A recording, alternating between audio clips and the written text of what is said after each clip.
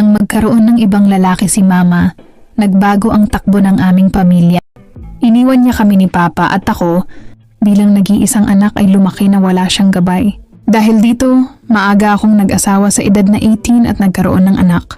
Ngunit hindi rin naging maayos ang pagsasama namin ng aking kinakasama, kaya nauwi rin ito sa hiwalayan. Sa kabila ng lahat, hindi ako pinabayaan ni Papa. Sa halip, lalo niya akong minahal at inintindi, pati na rin ang kanyang apo. Hindi na rin siya muling nag-asawa at nag-focus na lang sa aming dalawa. Samantalang si Mama hindi na namin muling nakita. Ngunit isang araw nagbago ang lahat. Hindi ko maipaliwanag kung bakit, pero bigla akong naging biktima ng sariling ama. Ang pangyayaring ito ang nagtulak sa akin upang kapuotan siya. Ako nga pala si Christine, 20 anyos pa lang at isang single parent. Wala akong trabaho dahil gusto ni Papa na manatili ako sa bahay upang alagaan ang anak ko palagi. Siya na raw ang bahala sa amin.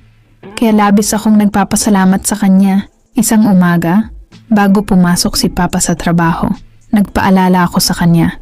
Pa, ingat po kayo at sana pag-uwi nyo, dumiretso na kayo sa bahay. Sige anak, kayo rin. Mag-ingat kayo rito. Aalis na ako. Ganun ang aming pang-araw-araw na routine. Madalas naiinip ako sa bahay, pero wala kaming sapat na pera upang lumabas at mamasyal. Kahit ganoon, ang mahalaga ay natutustusan ni Papa ang aming mga pangangailangan. Isang gabi, hindi agad umuwi si Papa. 11:00 na ng gabi, ngunit wala pa rin siya. Noon lamang siya ginabi ng ganon kaya hindi ko maiwasang mag-alala. Sa paghihintay ko, hindi ko na malayang nakatulog na pala ako. Nagising ako bandang 2:00 ng madaling araw. Napansin kong nakataas ang suot kong palda at may kakaiba akong nararamdaman. Naramdaman ko ang pamamasa sa aking katawan at hindi ko maiwasang maalala ang matagal ko nang hindi nararanasan na sensasyon. Habang naglalaro sa isip ko ang mga bagay na yon, bigla kong naisip si Papa. Nasa bahay na kaya siya. Dali-dali akong tumayo at pumunta sa kanyang kwarto. Hindi nakalock ang pinto kaya dahan-dahan ko itong binuksan. Nakita kong mahimbing siyang natutulog. Bago ako lumabas, napansin ko ang nakaumbok sa kanyang suot na boxer shorts. Hindi ko maintindihan kung bakit, pero tila may nagising na damdamin sa loob ko. Hindi ko na malayang hinayaan kong lunurin ng sarili sa sensasyong iyon. Matapos ang lahat, bumalik ako sa kwarto at natulog muli. Bagamat may pangamba sa aking dibdib, kinaumagahan, nakita ko si Papa sa labas habang nagkakape at nagbabasa ng dyaryo. Pinagluto na pala niya kami ng almusal. Pa, sa susunod na gagabihin kayo, mag-text kayo sa akin. Nag-alala ako kagabi. Pasensya ka na, anak. Napasama kasi ako sa inuman ng mga katrabaho. Pagkatapos kumain, ipinaalam niya sa akin na nag-leave muna siya sa trabaho para yayahin niya kaming mamasyal. Sobra-sobra akong natuwa. Masaya kaming namasyal kasama ang anak ko at si Papa. Pinamili niya kami ng mga damit at pinakain ng masasarap na pagkain. Sa sobrang pasasalamat ko, niyakap ko siya ng mahigpit. Niyakap din niya ako, ngunit naramdaman ko ang kakaiba niyang haplos sa aking likod at balakang. Bigla kong naalala ang nangyari kagabi kaya agad akong lumayo. Lumipas pa ang mga buwan ng ganong kabilis. Si Papa pa rin ang bumubuhay sa amin at hindi na rin siya nag-asawang muli. Samantalang ako nanatiling tigang at walang manliligaw. Madalas gumagawa na lang ako ng paraan. Nakabili ako sa Shopee ng nginig to the bone na gamit upang mapawi ang pangungulila sa init ng pagmamahal. Isang gabi umuwi si Papa ng lasing. Sinalubong ko siya at tinulungan papasok sa bahay. Ngunit bago pa ako makaalis upang kumuha ng tubig, bigla niya akong hinatak at napakandong ako sa kanya. Bago pa ako makapagsalita may dumampi. Ramdam ko, ngunit alam kong mali ito. Pinipilit ko siyang itinulak ngunit napakalakas niya. Lalo pa niyang hinigpitan ng yakap sa akin. Hindi ko alam kung bakit, pero may bahagi sa akin na tila natutukso. Tila kuryente na dumadaloy sa katawan ko. Ngunit nang mahimasmasan ako, dali-dali kong inipon ang aking lakas at itinulak siya palayo. Sa takot at gulat, tumakbo ako papasok sa aking kwarto at isinara ang pinto. Niyakap ko ang anak ko habang tahimik na umiiyak. Kinaumagahan, may kumakatok sa pinto. Alam kong si Papa iyon.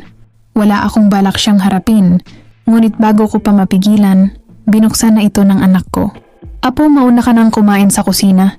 Mag-uusap lang kami ng mama mo sandali. Habang papalapit siya sa akin, pinilit kong lakasan ang loob ko. Oras na upang harapin ang kinatatakutan ko. Christine, anak, patawarin mo ako sa nagawa ko kagabi. Lasing lang siguro ako kaya hindi ko na alam kung ano ang pumasok sa isip ko.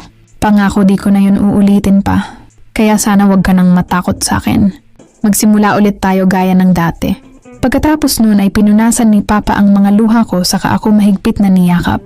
Ako naman ay walang ginawa, kundi hayaan siya at hindi ko naman alam kung ano ang sasabihin ko sa kanya. Maya-maya lang ay niyaya na ako ni Papa na kumain ng agahan. Tumango ako at pagkatapos ay sabay kaming lumabas ni Papa sa kwarto. Lumipas ang mga linggo at naging okay na ulit ang lahat sa amin. Unti-unti na ring nawala ang takot ko sa kanya dahil hindi naman na siya nagpakita pa sa akin ng anumang pagnanasa o masamang balak. Ngunit isang araw ay dalawa lang kami ni Papa sa bahay dahil nasa school yung anak ko. Tanghaling tapat yun at sobrang init. Kaya nagpa siya akong maligo para lumamig ang pakiramdam. Habang naglalakad papunta sa banyo, ay nadaanan ko si Papa na nakaupo habang nanonood sa sala. Nagkatinginan kami ni Papa at nun ko lang naalala na nakatapis lang pala ako ng tuwalya. Initian ko si Papa sa kadali-daling pumasok sa banyo. Sa loob ay bigla na naman akong nakaramdam ng init. Hindi na ako nakatiis pa at agad kong inalis ang tuwalya sa akin. Dahan-dahang hinaplos ang pinapawisan kong mga pisngi. Dahil sobra na sa kakagalaw at kakahaplos dahilan para mapasigaw ako. Naalala ko na malapit lang si Papa. Kaya tinakpan ko ang bibig ko para hindi niya ako marinig. Pero huli na ang lahat. Biglang bumukas ang pinto dahil nakalimutan ko pala ilak ito. Bumungad sa akin ang mukha ni Papsi at saka siya mabilis na pumasok. Hindi ko na pwedeng idetalye kung ano ang mga sumunod na eksena.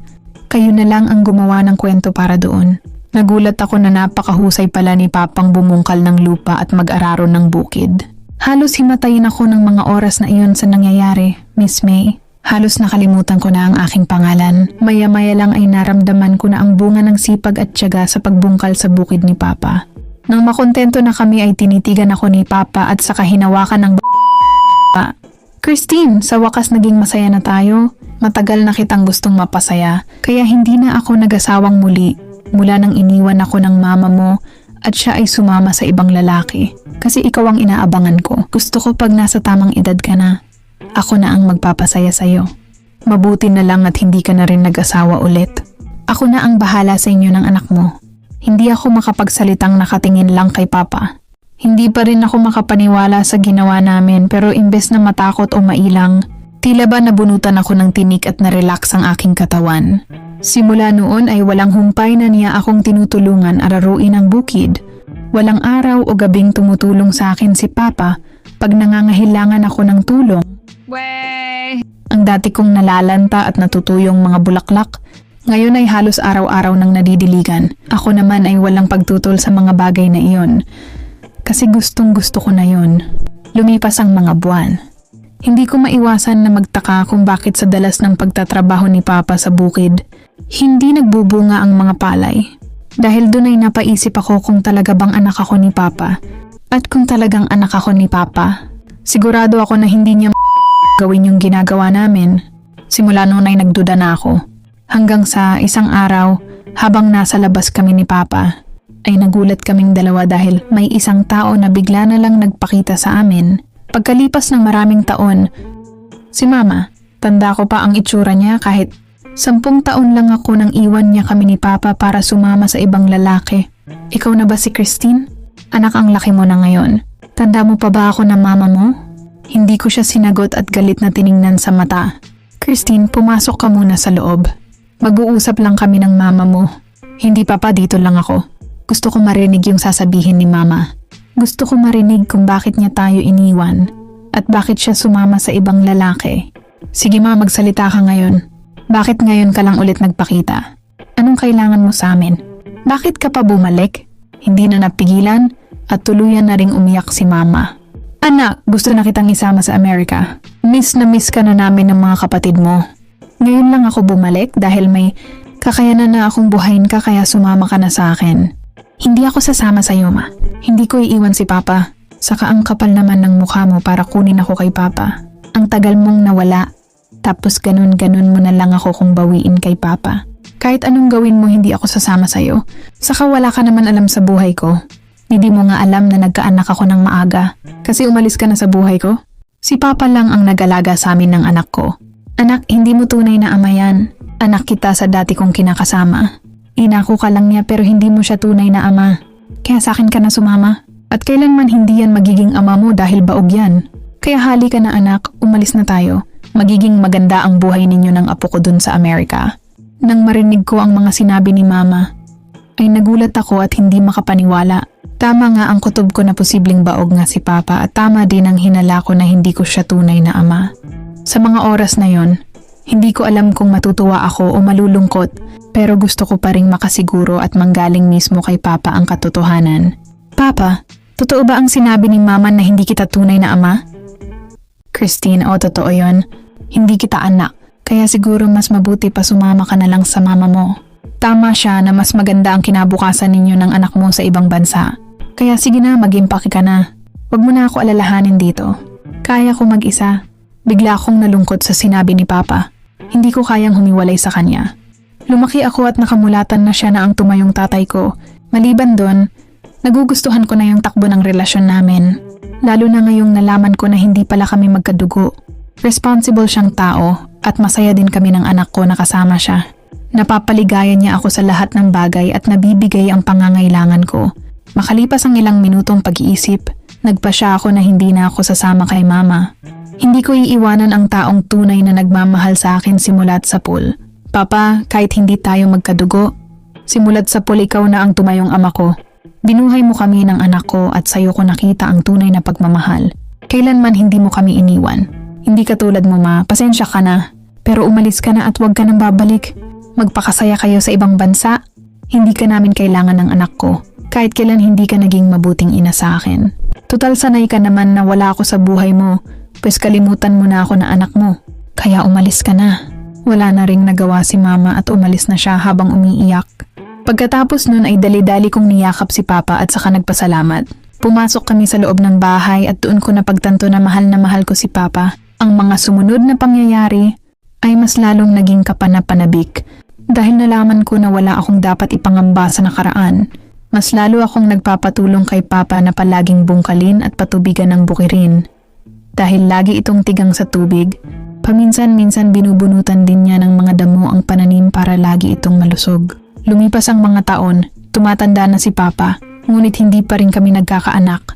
Marahil ay baog siya, pero natanggap ko na iyon. Masaya na kami sa piling ng isa't isa. Isang hindi inaasahang pangyayari ang naganap. Nagkasakit si Papa sa puso at kalaunan ni pumanaw na siya. Sobrang sakit at lungkot ang naramdaman ko dahil nawala ang taong pinakamamahal ko. Ngunit kailangan kong tanggapin ang realidad at ipagpatuloy ang buhay para sa aming mag-ina. 3 buwan matapos siyang mawala, nadiskubre kong nagdadalang tao ako. Alam kong anak ito ni Papa, pero masakit isipin na hindi na niya inabutan ang aming supling. Napaiyak na lamang ako at sinikap palakasin ang loob ko. Ipinangako ko sa sarili ko na aalagaan at palalakihin ko ng maayos ang aming anak. Ngayon meron na akong asawa at 2 pang anak. Namumuhay kami ng maayos at payapa. Maraming salamat sa mga nakinig at nagbigay ng oras sa aking kwento. Ako po si Christine at ito ang bahagi ng aking buhay.